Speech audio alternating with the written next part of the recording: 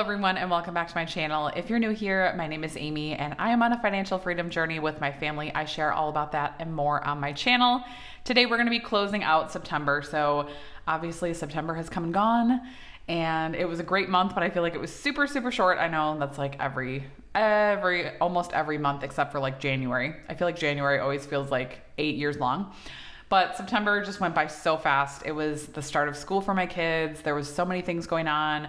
My son really got into like his football season, so that's been super fun to like see his games and stuff. And it was overall a good month. It was a great month and really just so much stuff going on. It was just such a busy month and it just went so fast. So let's go ahead and go over our budget closeout for September. Every single month I film a budget video and then I also film a corresponding budget like reconciliation, budget closeout type video that shares what we actually spent, because obviously we go into the month with a plan and we come out with what we actually spent, which sometimes is in line with the plan and sometimes isn't. It's obviously never perfectly aligned with the plan, certainly, because we have 5 people in our family and we are all spending money and it's, impossible to, maybe not impossible, but hard to stick 100% to a budget when you have so many people. So these are my real numbers and this is my real life. So don't judge, basically, or do judge. I really don't care.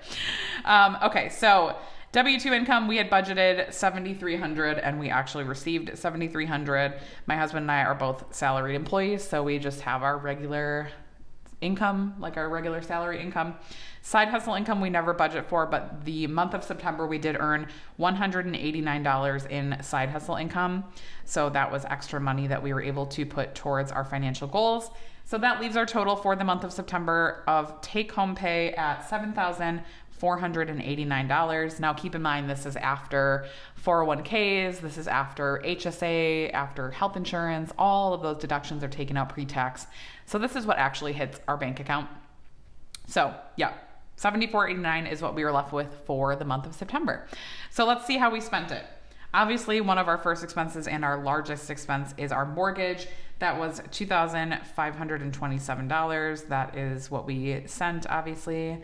So no change there, and that was about 33% of our take-home pay. So in past videos, I have seen some comments like, holy cow, your mortgage is a really high percentage of your pay. But to that, I would say, like, we contribute to our 401ks pretty heavily in comparison to some people. Like, we put a larger percentage into our 401ks. So like our take home pay could be larger. We just intentionally don't have it be because we don't need it to be. But in the event that like we needed to, we could reduce our 401ks, we could stop contributing to our HSA and like have more take home pay. So this is a little bit like misleading, I would say, because we are putting more money into our 401ks than we like necessarily maybe quote unquote need to. So yes, 33% is relatively high, I would say. Like normally people say you want your mortgage to be a little bit less, but like 25% or less I think is typically like good math, good mortgage math, I think is what people recommend. So obviously we are a little bit over that, but we're comfortable with this and it's not a problem for us.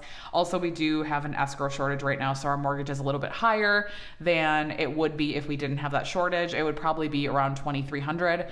So I expect that next year it'll probably go down a little bit because we will have paid off that escrow shortage. So, but again, like property taxes could go up. So I'm hoping it goes down.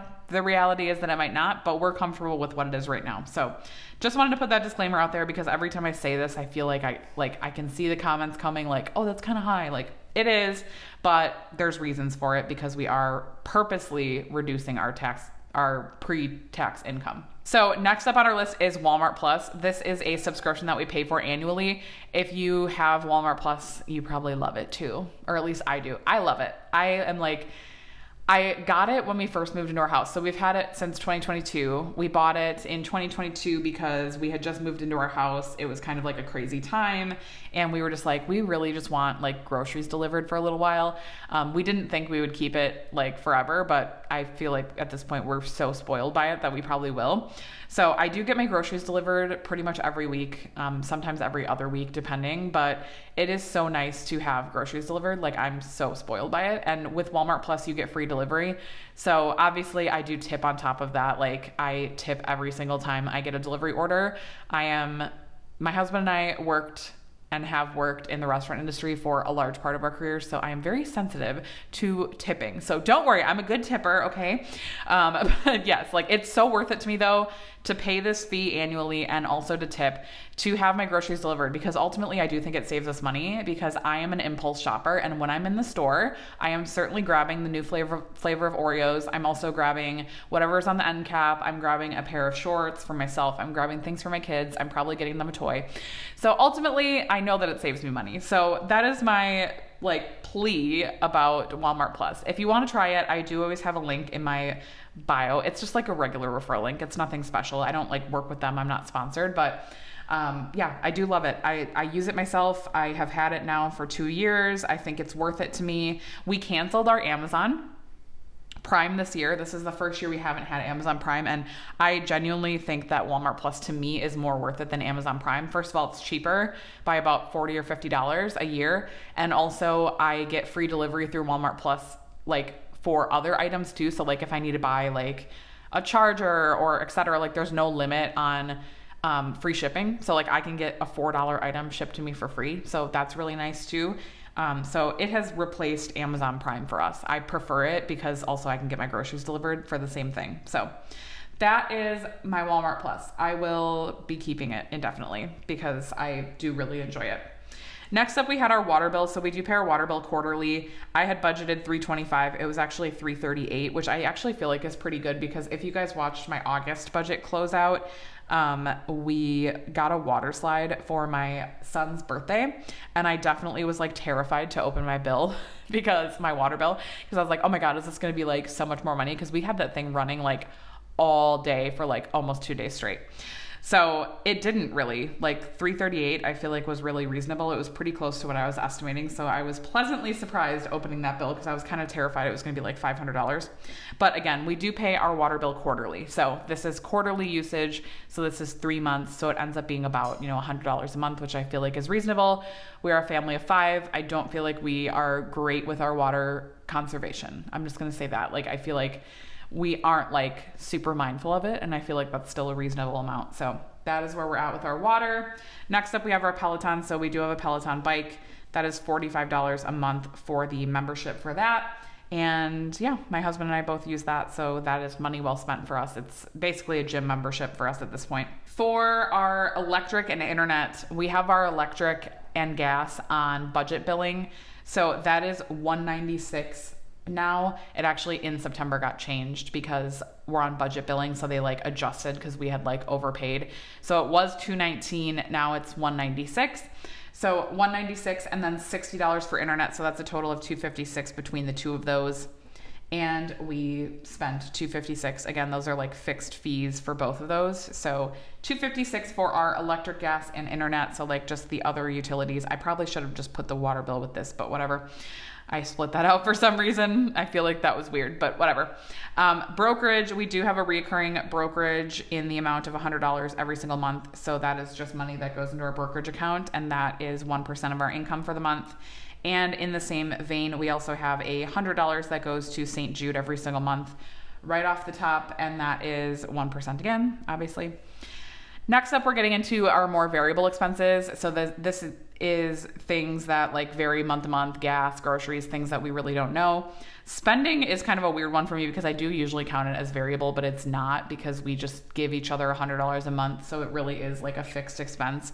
So we always do $100 each per month that we're able to spend on whatever we want to spend it on. There's no like tracking of it. We just have, my husband and I have personal checking accounts that we've had pre-marriage, pre-kids, like before we combined our finances. And so we kept those for the purpose of using them just for like our personal spending. And that has worked out really well for us. We just have the $100 deposited into each of our accounts. I don't know what he has in his. He doesn't know what I have in mine. He doesn't care. I don't care. Like, that's just our personal spending. So if we want to get a coffee or get whatever, not a big deal. We just use our personal spending for that. So $200 a month for that. Now we're getting into the true variable expenses. So gas, this is gas for our cars. We have 2 vehicles. My husband has a Honda Accord and I have a Honda CRV. So I primarily work from home. My husband does not. So we do drive a decent amount, but I feel like in September we actually didn't drive that much. We only spent $210 on gas. So we were under budget by $40, which is great. And that was at 2.8%. So I'll just put 2. Groceries, we budgeted $900 for groceries for the month. And we actually spent $891. So we were super close. I'm so proud of that because we were under budget, which is amazing. And I'm just so happy that we got so close. Like, this is very rare for us. If you watch my budget closeouts, we're usually like over or under by a decent amount. But I really was paying attention this month. I was like a good budgeter this month, you guys. I like was paying attention for the most part. I had known kind of what we were at. And so the final grocery order that I did, I really tried to make sure that we were staying under that 900, and we did. So super happy about that. And that just goes to show that like when you are paying attention, that like you really can make things work. Like you just have to be super mindful. Like there would have been things that I probably would have bought on that last grocery order that I didn't necessarily need and that would have put us over budget. But instead of doing that, I was just trying to be mindful and trying to be a good budgeter. So I was under $9. I'm taking that as a win. For fun and kids, we did go a little bit over budget. We spent $120. And my son had a birthday party that he went to, so we did have to get like a birthday gift for that. Otherwise, this was just like random overages. I don't remember exactly what else we put here. Oh, did we put school pictures here? I can't remember. Something like that. But anyway, $120, so we were over by $20. Not a huge deal. Again, this budget typically, like our fun and kids budget, typically we don't spend as much out of it in like the fall, winter, because in the summer there's just so many more things going on with our kids. So I feel fine that we went like a little bit over. And then miscellaneous, we budget $200 a month for like anything random that doesn't fit in any of these other categories. We spent $182. Again, I feel really good about that because we were under budget by $18, and that's cool. This is another category that we do typically struggle with. So happy that we were under budget in that category. And last variable category is dining out. We perpetually struggle with this category. We did also struggle this month. This was not a great category for us. We were over budget by $51. So it is what it is. I don't know. I feel like we're still doing okay. I probably should I bump this up? Be honest with me. Should I bump it up? I probably should, because we've been going over budget in dining out, but like I don't want to, but like I probably should. Let me think about that. You let me know in the comments. Should I bump it up? Probably. Let's be real with ourselves, because I'm $350 is probably actual like reality of what we're spending. Like we also have a family of 5, so like even McDonald's these days is like $40. So it is just expensive. The more kids you have, and like my oldest is like absolutely eating like a full ass meal from wherever we go, if not more. He is like a full meal kid. My daughter is like kind of getting there. Like she's definitely more than like a kid's meal, but not quite a full adult meal. And then my youngest is still like in the kids meal category. So like we're creeping into like the like adult children, not adult children, but like adult meal children close. So I feel like this is only going to get worse as time moves on. And like I said, my oldest is 10. He eats probably more than his dad at this point. Like he eats so much because he's so active. Like I love that obviously this is not a bad thing. I love it. I love that he's feeding his body. He needs it. Like he's super, super active, but it hurts my wallet sometimes. I'm like, geez, kid, like he will go through like 5 snacks in like 30 minutes. I'm like, hello, like what the heck? So next category down here is our sinking funds. So we have set aside money in these every single month. We pull from them when we need them. They are great to have when you have unexpected expenses or you just need to fund things that you don't normally have to fund. Christmas is a perfect example of that. We obviously don't need to pull from this for the majority of the year, but when we do, it's like a lot all at once. So we've been saving for Christmas all year long. We've been saving for all of these all year long, which is great. So for this month, we did 100 in car, 50 in kids, 100 in home, 250 in vacation, and 100 in Christmas. That's been what we've been doing for the last few months. And that just feels pretty adequate at this point. I feel like we're good on that, and that is feeling just good. I'm not planning on making any changes. We did bump up our vacation in the last few months because we do hope to take a vacation in like March or April, but I don't know if that's happening. We'll see. But I do just want to have the money there so that we can do something next year. I don't know what we're going to do, but we'll do something certainly. So got to have the money there for that. And for Roth IRA, this month we sent $1,435. I can't remember what I said I was going to send, but that's what we actually sent. So that was at 19% of our income. So just going back to what I was talking about our mortgage, like obviously this is a significant part of our income, but we're also saving, well, we're actually saving more than 19% if you calculate with our sinking funds here, but we are saving 19% of our income on top of that. So that's why we feel comfortable with that amount. We are not worried about the mortgage, but I have seen some comments that are like, oh my God, your mortgage is so high. Like, it's really not. It's really not. That's what I have to say about it. So brief overview down here. Total income, $74.89 as discussed earlier.